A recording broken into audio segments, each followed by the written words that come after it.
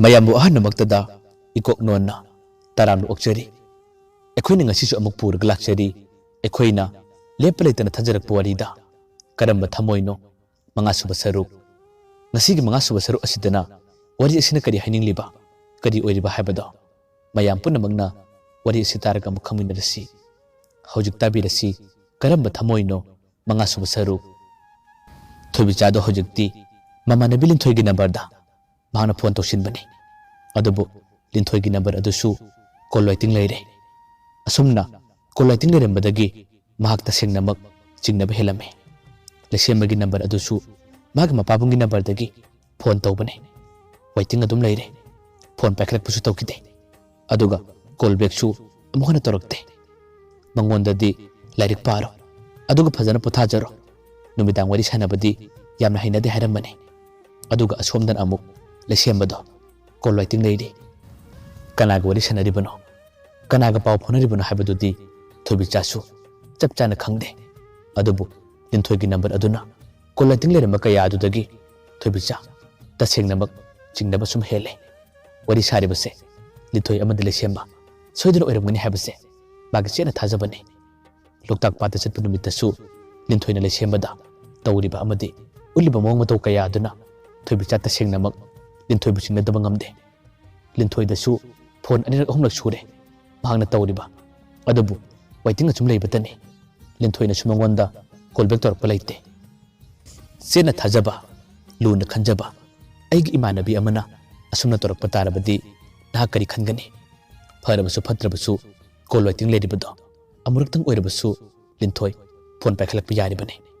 ꯑꯗꯨꯕꯨ ꯇꯁꯦꯡꯅꯃꯛ ꯃꯥꯅ ꯋꯥꯔꯤ ꯁꯥꯔꯤꯕ ꯅꯨꯄꯥ ꯑꯗꯨꯗꯤ ꯂꯩꯁꯦꯝꯕꯅꯤ ꯂꯩꯁꯦꯝꯕ ꯑꯣꯏꯕꯒꯤ ꯊꯣꯏꯕꯤꯆꯥꯅ ꯐꯣꯟ ꯇꯧꯔꯛꯂꯤꯕꯗꯣ ꯃꯥꯅ ꯄꯥꯏꯗꯕꯅꯤ ꯀꯌꯥꯗ ꯃꯃꯥꯏ ꯀꯟꯈ꯭ꯔꯕꯅꯣ ꯃꯃꯥꯟꯅꯕꯤꯅ ꯈꯪꯅꯩ ꯍꯥꯏꯕ ꯈꯪꯅ ꯈꯪꯅ ꯍꯧꯖꯤꯛꯇꯤ ꯃꯍꯥꯛ ꯂꯩꯁꯦꯝꯕꯒ ꯋꯥꯔꯤ ꯁꯥꯔꯤ ꯂꯩꯁꯦꯝꯕꯒ ꯃꯍꯥꯛꯀ ꯅꯨꯡꯁꯤ ꯆꯤꯔꯣꯜ ꯇꯧꯔꯤ ꯉꯥꯏꯍꯥꯛ ꯂꯩꯔꯒꯗꯤ ꯃꯤꯅꯤꯠ 5-10ꯒꯤ ꯃꯇꯨꯡꯗ ꯂꯤꯟꯊꯣꯏ ꯊꯣꯏꯕꯤꯆꯥꯗ ꯀꯣꯜ ꯇꯧꯔꯛꯈꯤ ꯊꯣꯏꯕꯤꯆꯥꯁꯨ ꯐꯣꯟ ꯇꯧꯔꯛꯂꯕꯅꯤꯅ ꯐꯣꯟꯗꯨ ꯄꯥꯏꯈꯠꯂꯦ ꯃꯇꯝ ꯑꯗꯨꯗ ꯂꯤꯟꯊꯣꯏꯅ ꯑꯁꯨꯝꯅ ꯍꯥꯏꯔꯛꯈꯤ ꯏꯇꯥ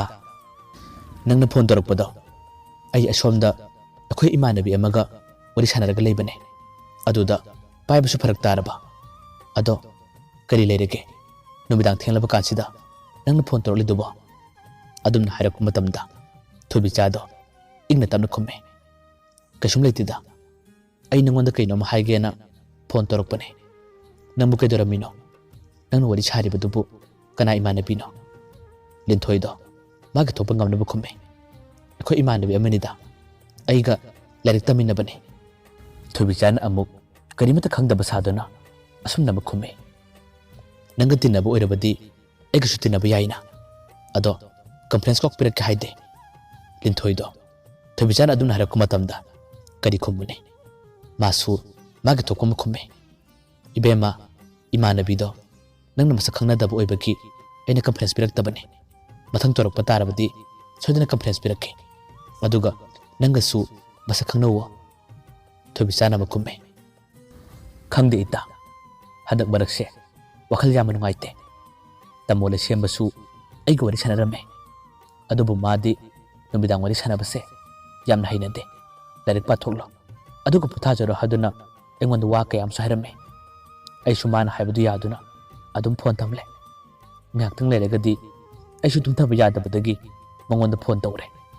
ꯑꯗꯨꯒ ꯃꯥꯒꯤ ꯅꯝꯕꯔ ꯑꯗꯨꯗꯤ ꯀꯣꯜ ꯋꯦꯇꯤꯡ ꯂꯩꯔꯝꯃꯦ ꯈꯪꯗꯦ ꯃꯇꯝꯁꯤꯒꯤ ꯅꯨꯄꯥꯁꯤꯡꯁꯦ ꯑꯩ ꯌꯥꯝꯅ ꯆꯤꯡꯅꯩ ꯑꯩ ꯅꯨꯄꯥ ꯅꯨꯡꯁꯤꯅꯕ ꯅꯨꯄꯥ ꯀꯣꯏꯅꯕꯗꯣ ꯊꯝꯂꯔꯨꯁꯤꯔ ꯍꯥꯏꯗꯨꯅ ꯈꯜꯂꯦ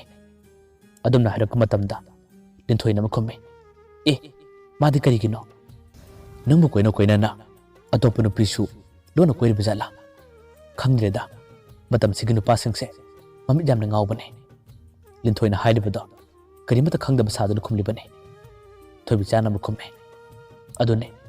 ꯑꯩ ꯃꯇꯝꯁꯤꯒꯤ ꯅꯨꯄꯥꯁꯤꯡꯁꯦ ꯌꯥꯝꯅ ꯆꯤꯡꯅꯩ ꯃꯥꯗꯤ ꯃꯁꯛ ꯐꯖꯩ ꯃꯔꯝꯅ ꯊꯨꯝ ꯂꯩꯕ ꯃꯆꯥꯅꯤ ꯑꯗꯨꯅ ꯅꯨꯄꯤ ꯀꯌꯥ ꯑꯃꯁꯨ ꯀꯣꯏꯅꯤꯡꯂꯝꯒꯅꯤ ꯄꯥꯝꯖꯔꯝꯒꯅꯤ ꯈꯪꯗ꯭ꯔꯦꯗ ꯑꯩꯁꯦ ꯃꯉꯣꯟꯗꯒꯤ ꯇꯣꯍꯧꯕꯅ ꯐꯒꯗ꯭ꯔꯥ ꯈꯪꯗꯦ ꯑꯗꯨꯝꯅ ꯍꯥꯏꯔꯛꯄ ꯃꯇꯝꯗ ꯂꯤꯟꯊꯣꯏꯅ ꯑꯃ ꯈꯨꯝꯃꯦ ꯏꯕꯦꯝꯃ ꯌꯥꯝꯅ ꯅꯥꯇꯩ ꯆꯥꯔꯣꯏꯗꯕ ꯑꯣꯛꯇꯕ ꯅꯨꯄꯥ ꯑꯣꯏꯕ ꯇꯥꯔꯒꯗꯤ ꯌꯥꯝꯅ ꯉꯟꯅ ꯇꯣꯛꯑꯣ ꯑꯁꯤꯒꯨꯝꯕ ꯑꯣꯛꯇꯕ ꯅꯨꯄꯥꯁꯤꯗꯤ ꯈꯪꯅꯔꯨꯅꯨ loinaruno Thoibicana kume ado nangon ai kainom ta haigena tamule sembase nangadi wari sanadra paupunadra aduna hangla kumatamda linthoido khumpam khangte wangango matamda lallat tawna ngange Thoibicana makume ado ita nanga tamule sembaga karigum wari sanarabadi paupunarabadi magi pukchelse kamdaubuno haduna nang amuti yengbiyuba linthoido khuningdu khumme hoi ita aiga maga wari sanaba tarabadi ai karino habado fazana khangdokpige hangbige odo matanu panateda karigino nangna magi damak adumna khalliba yamna henjilaklabadina tukno aduga afaba nupa kaya ama leidi adum khangno Thoibicana makumme ado ita nangonda tamole semagi number di yaubra linthoido kumpam khangde lallat tawna kumme number budi yawe Thoibicana mahange ado ita madi nangonda phone toina toroktabra linthoina kumle madi ngonda karigi phone toina togadoriba torokteda hoi wari budi sanai haibu toina sanaba natte mana kaino mahangningba kaino makhaningo matamda ingonda phone torokpane linthoina kumliba singado sajiliba ngaktane hajiliba ngaktane mamanabi gimangda namthak toribane tat ngaktane matau asumna makhoi ani wari ngak sarba matungda gidi linthoisu thengle hayeng pau phonarse hairamlaga phone thamkhre matungda ngaktang minute mangarom leiraga lesembagi number dagi Thoibicagi mapabungi number aduda message ama laki message adugi warolda kanano miskol leirame haduna tharapku message ne Thoibicasu message adu pare adubu mahakti karimata khumde karimata haikide numitugi numidang ado Thoibica tasengnamak wakal nungairamde tumbasu yade mamanabina tawriba mana khaliba wakal sing asida tasengnamak mahak ngakchungallamme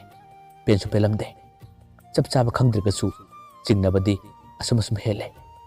mahana phone dabu matamda linthoido waiting leirabadi lesemasu adum waiting leirame asumna makhoi ani mapa chana waiting leiba thengnaba dudagi Thoibica tasengnamak wakal yama nungairamde pensu pelamde aigi imanabe mana asumna fattaba thabak tawgane habase ai thajaba ngamde mase oithoktabane ai thajaba ngamde hadunati Thoibica masindagi soiron kaya amati solle mana sonjabane wajabane adubu asomdadi lesembagi linthoigadi nuksinakrabane koinakrabane makhoi anigisu nungaiba taiba ngamada adum leiribane punamasing asiga maraktana Thoibicana kari oigadore magi punsina karma punsi amda lengadore linthoi tasengnamak mamanabi masak khangdaba nupine haina numitugi numidang adusu adum hauki mathangi ayuktasu lesemana Thoibicada phone torae Thoibicasu phone paikhalle adubu magi wakhaldadi lesemada ngange saigi hadunadi khalle adubu linthoi amadi lesemagi mari asina chapchana khangdaba chapchana phaba ngamdaba kayaduna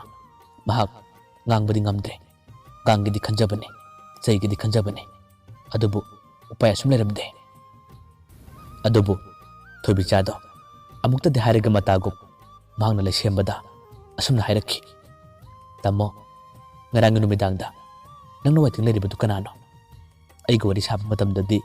numidang wari saba talle numidang thena wari sabase yamna hainade hai aduga aina phone thamkra matungda nangna atopa midu wari saribado midu kanano nupara nupira aingonda walot kano sengna hairao aduna hairakku matamdadi lesembado khumpam khangdre aronba thabak aranba thabakti mana torurabane lesembasu tamna jingnaba kaya ama phawre ngarang numidang aduda masak khangdaba number amana mongonda call torakpodo Thoibicana torakporamuni habase masu tamna phaba ngamle adubu nupane magi thopa ngamdaba khumbe as loirehe adubudi ai asemudo haige ngarang numidang do aina phone thamkhaba matungda akhoi imanaba ma phone torae aduga laliba nungmajing numise asida chakchana sihaduna pau pirakpane ai sungai haktangdi wari kuina sanare akhoi imanaba ahum marini conference pinaduna wari sanaba ado nang lana khanuba atop nupi natte nupi amata yaude akhoi nupa ngaktane ba thobijana khume tamo walot kano nangna phana lo na basu ai loina khange asem khudimak singado aingonda loina hayo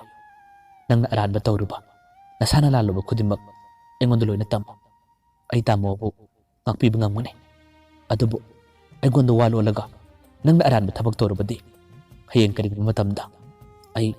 nang mo ngakpi bangamlai tamo nupane nupa moy bagi ngaktang langbudi lango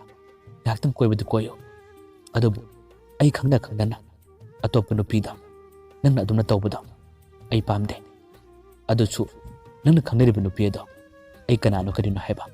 masak mun khangi lesembado hojikti thobijana adumna thamoida panbu wa kayam hairakpadagi mahak pakatlamme mana khalle linthoi makhoi ni gi mari se thobijana khangkharbra haduna adubu magi thokpa ngamnaba